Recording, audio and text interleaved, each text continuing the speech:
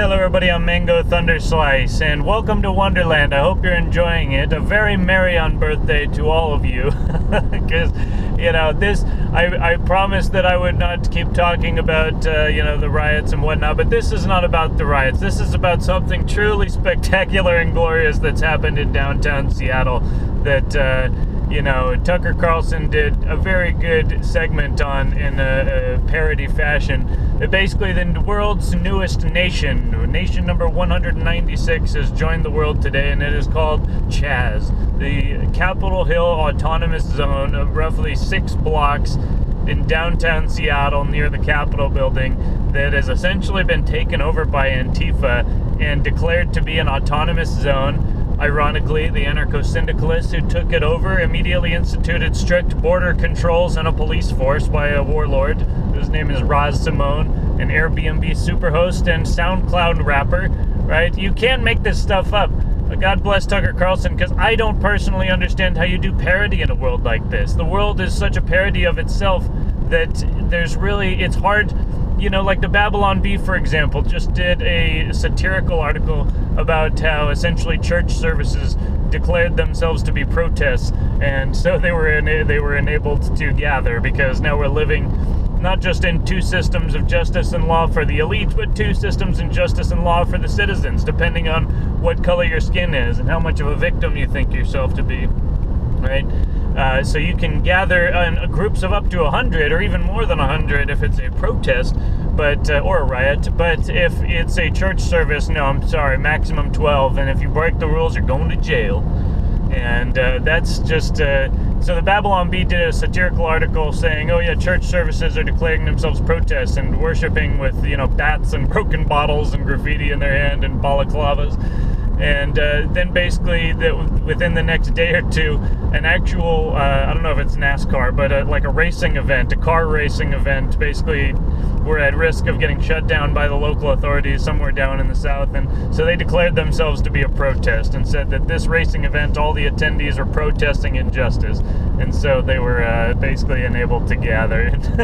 The police said they were evaluating the situation. Like, the situation is so ridiculous. I feel bad for the cops. I mean, obviously for the fact that they're being, shot and killed in the streets, for things that they had nothing to do with.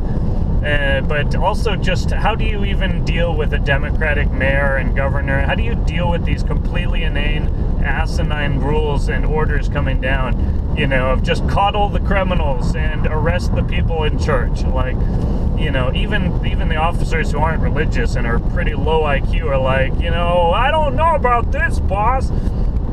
Not to disparage them too much. I used to really hate the cops, truly, really hate the cops. I used to say things like, I laugh when cops die. I had a very strong antagonism toward the police. And it's just, I remember that, ironically, like many other things, I flipped my attitude when I started seeing everybody else hate the cops. What is true is never popular, and what is popular is never true. And as soon as I started seeing, basically, and it was all through Facebook and social media, that they were really just ramping up these videos and making them go viral of, cops basically abusing and killing various citizens. A lot of them were of white people, but of course it's the ones of a white cop on a black, suspect or perpetrator, criminal, whatever. These are the ones that get really amplified to the nth degree, right? They turn it up to 11, as Spinal Tap would say. And that is when I started to raise an eyebrow, okay, I am against the police. This was again back during the Bush years, way before cannabis legalization, moved forward, way before the police started, backing off from their, tyrannical little mini tyrant attitudes, because of, ironically, in 2016, the Black Lives Matter, I may disagree with them entirely, and I may rightfully consider them a terrorist organization, but what they, in a very real politics sense, had an effect of is putting fear back in the hearts of the police, right? The police all of a sudden realize they can't get away with everything, and they need to kind of go back to their protector and public servant, right? An officer of the peace, right? That term always sounded so ridiculous to me as a kid, because it just didn't seem like they were actually defending the peace at all. It seemed like they were just imposers of authority from above, regardless of the consent of the people. But, again, legalization of cannabis corrects a very grievous error in the system, And one of the biggest complaints that Black Americans have is basically getting unjustly outsized cracked down on for cannabis laws versus white people. And I would say if there was a legitimate claim over the last since the 90s of racism built into the system, that was probably part of it. But ultimately, as we transition out of that world and we can imbibe these plant medicines, the old guard is fading away regardless of what the structure is and what it's perceived to be, right? The people who held control over the system are fading away, and because again, we're all mortal. And Facebook started propagating all of this anti-cop hatred, and at the same time I was already seeing how people were going totally socialist. The schools and the university particularly were just outright brainwashing people in socialism with totally erroneous and incoherent curriculum. But that's the thing when you lower the admission standards, is you've got people dumb enough to believe it, right? It's the same reason they lower the admission standards for the police forces back in the day. They don't want smart cops because they'd question the rules, and they need people to just enforce it, right? Same thing is true of socialism. It's authoritarian philosophy. So they need people dumb enough to just parrot it, and because a teacher told them in college, they think it's the gospel truth, and then they go out to be, basically the missionaries, the acolytes of the, Church of Social Justice. And, it's now at the point, to go at the metaphor, why is a raven like a writing desk? And the answer today is because social justice demands it, right? 2 + 2 is 5 if it pleases social justice. Right? Because it doesn't matter what reality is, it only matters what the minorities and the mob and the people of color and the dumb commie liberals feel should be done, right? Because that's how we got this far in civilization, right? It is the Karens and the commies just feeling that we should do this or that. And it's just, you listen to the Marxist diatribes, and it shows you exactly how useless and pathetic the whole thing is. Marxist conversations are just this endless blathering with all these multisyllabic words that have very little meaning in a real sense. They're constantly just trying to lose their audience in this inane kind of just dialectic of making up new words and analyzing society. And critical theory is what it's called, critical theory, just being critical of everything in civilization, from gender roles to race relations to capitalism, right, to the organization of everything from the Bill of Rights onward, and just basically breaking it all down. That's the goal of the critical theorist. Basically, this is what the communists are called in the university, is critical theory, academics.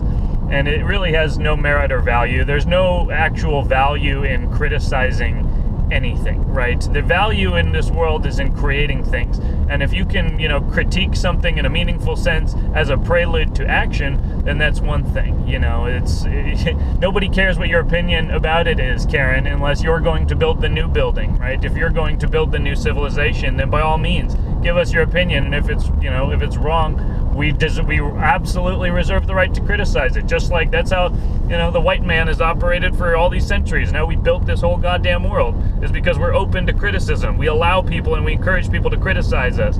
Science, before it turned into a political utility like the stock markets, used to be all about that, about, the freedom to doubt other people's, beliefs and convictions and test them against reality and experiment. And now that's racist, right? We can't test anything. STEM, which is science, technology, engineering, and math classes, are now just basically being denounced as racist for admitting too many men and white people, and probably specifically Asians now at this point, right? Because if you're smart, you're now racist, because you're privileged over a dumb person, and so we need to make everyone more dumb, so that the dumb can have a better chance in society, right? What was it? Robert Heinlein wrote a short story one time where basically it was speculative fiction, also known as science fiction, but science fiction is just extrapolating trends that already exist in the present. And he basically, in this, dystopian worldview, it was like people who were physically attractive had to wear like boxes and bags over their heads, and people who were tall had to essentially wear these, like braces on their legs that made them shorter, and short people were made taller. And it basically was taking this whole, equality of outcome doctrine, this Marxist dialectic, to its rational endpoint, which is that everyone must be made equal, even in appearance, right? You cannot have the privilege of being good looking, right? It's funny that the advantage, women who are feminists, they say that they want to be treated as equal as, men, but in truth, they just want to be treated as equal to attractive women, because feminist women don't actually want to be held to the same standard as white men. That would imply responsibility and accountability and criticism and being torn down for the sake of achieving the correct answer. Because when you're building bridges and buildings and societies, it matters what the correct answer is. Your feelings, even if you believe with all your heart and might that 2 + 2 = 5, try and build something on that principle and it will collapse. You probably won't even be able to construct it, right? All of these things are based in mathematics and objective cosmic reality. And so the fatal flaw of anarchism, which I guess is the title of this video or subtitle, is that moral relativism is objectively false, right? You might think in your basically, cucked, worldview that all cultures are equal, man, and we're all just, hairless apes, and it's all just preferences that we've learned through evolution. I'm sorry, that's incorrect. And to the extent that you deny that there are objective, correct mathematical values in the universe, that is to the extent that the white nationalists and the white supremacists, to the extent that they exist, are actually being proven correct. Because if you're saying that reality doesn't matter and that we can just believe different systems into existence, you are actually admitting that you are fundamentally incompetent. And if you're saying that there's no way around that, then I have only to conclude that there is some sort of genetic basis for this incompetence. And so therefore, it is absolutely imperative and necessity that that we enforce merit even at the sake of diversity, because otherwise we will face the collapse of civilization. And if civilization and society and the government and all these, democratic groups, if democracy doesn't accept of objective facts and reality, then it will necessitate a splitting. The people who are committed to living in a functional civilization, if civilization breaks from them, then they will break from civilization right back, and they will create their own new world. And again, if things go really down south, then the plan is to literally go down south and go buy land somewhere else in the world and just fly around on my airship. But I'm not going to chain myself down to civilization, right? Who is John Galt? People will run and hide until this whole thing blows over, because ultimately warfare in the physical and metaphysical sense is not so much always about destroying your enemy. It's about a war of attrition. It's about how long can you last, right? So when in the old days when they'd lay siege to a city, right, what was the governing factor? Was not just how many soldiers each side had, but how much food each side had, and how much clean water, and what were their systems of survival. And so it's a war of attrition. Who would last longest? Because even if you were surrounded by 10 times the soldiers, but you had a defensible position and you had plenty of food and plenty of water, then you could last and win the day. Because ultimately they're just waiting outside in the cold, and unless they want to throw their soldiers at the wall, then basically they have no choice but to retreat at a certain point.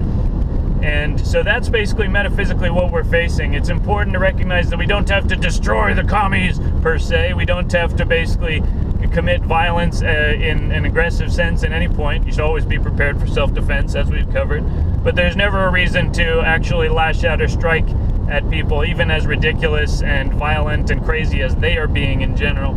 It's a war of attrition. We need to focus on our resilience and sustainability, not in a global warming sense, but in just a down-to-earth home economics, type basis. Having control of your water supply, having control of your food, building these systems as a free market, free civilization, and implementing these to the people who are ready to accept freedom, right?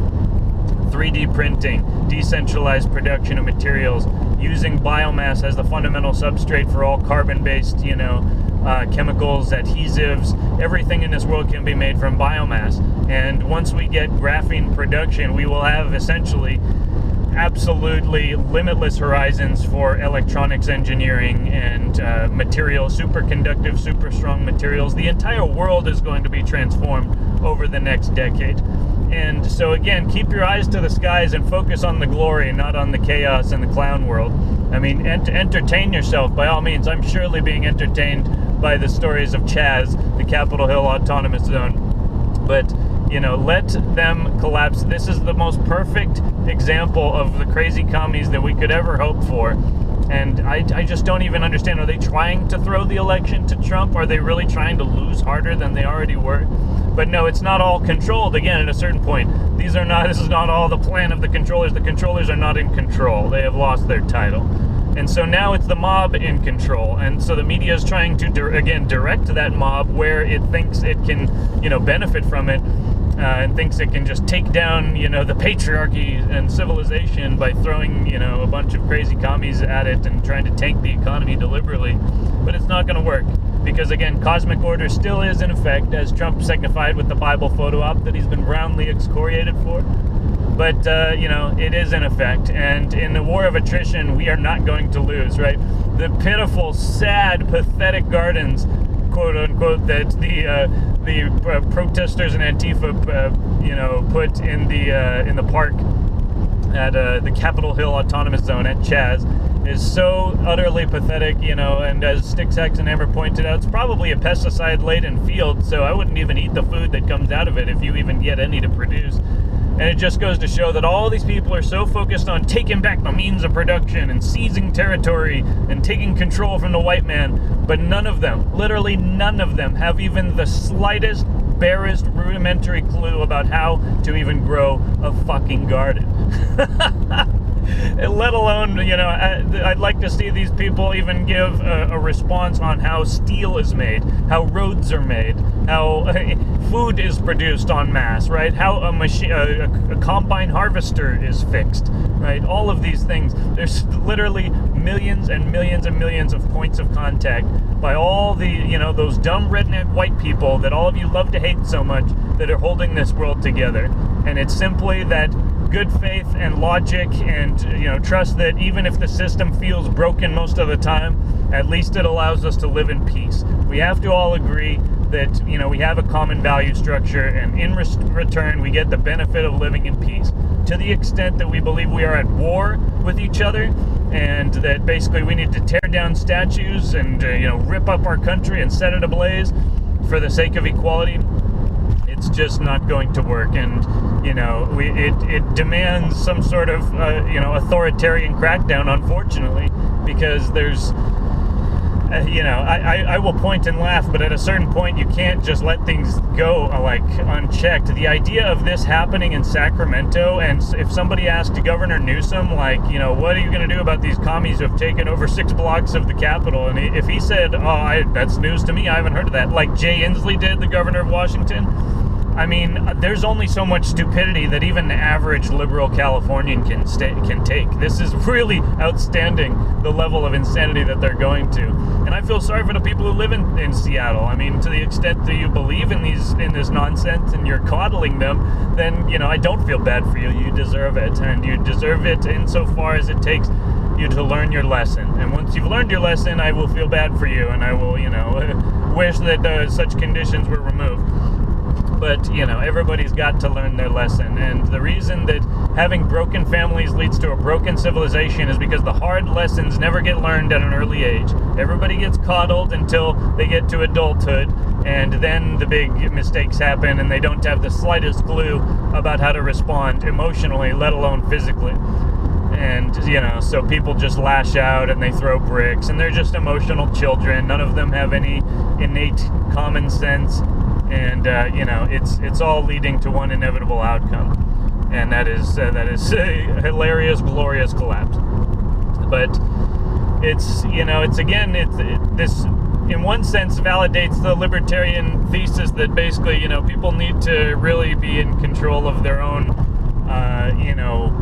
production. And, again, the preppers, I guess not so much libertarian thesis, but the prepper thesis. Again, the preppers are like, feeling good right about now. Even a few months ago when the pandemic hit, it's like, finally, I don't look, people aren't making fun of me as a crazy person, but they're actually saying, wow, this person was extremely prescient and wise to stock up on such things and to focus on all these, basic skills and assets and equipment to keep life running on a local scale. Because the more that you rely on civilization, is the more that, basically civilization owns you as a slave.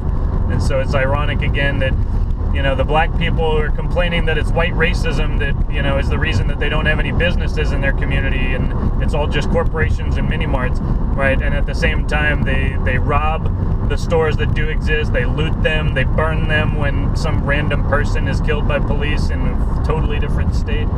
It's all completely incoherent.